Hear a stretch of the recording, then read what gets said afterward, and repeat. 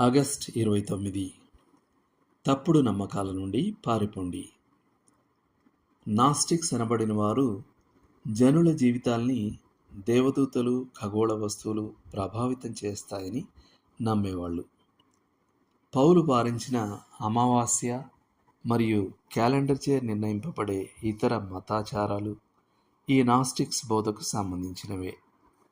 యూదులు కూడా క్యాలెండర్ని పాటించినప్పటికీ ఒక విషయమైతే నిశ్చయం, దయ్యాలు, దేవదూతలు గురించిన అలాంటి బోధలు నిజమైన క్రైస్తవ సిద్ధాంతంలో భాగం కాదు.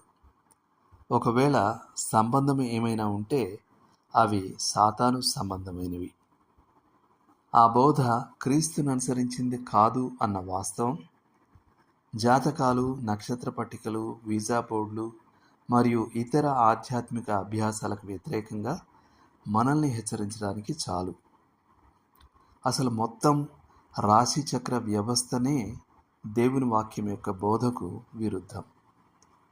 మార్మికవాదం మరియు గుప్త విద్య వంటి వాటిలో వేలు పెట్టే క్రైస్తవుడు సమస్యల్ని కోరుకుంటున్నట్టే.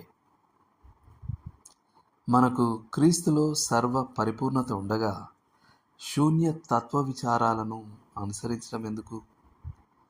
ఏ మతబోధకైనా మౌలిక పరీక్ష ఏమిటంటే అది క్రీస్తుకు, ఆయన మూర్తిమత్వానికి, ఆయన నెరవేర్చిన కార్యానికి ఇచ్చే స్థానం ఏమిటి?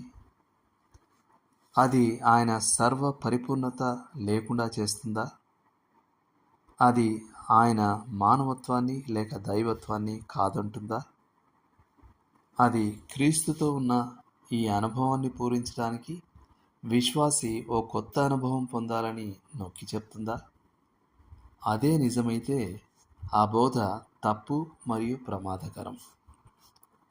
నేటి వచనం: ఏలైనగా దేవత్వం యొక్క సర్వ పరిపూర్ణత శరీరముగా క్రీస్తునందు నివసించుచున్నది, మరియు ఆయన యందు మీరును సంపూర్ణులై ఉన్నారు.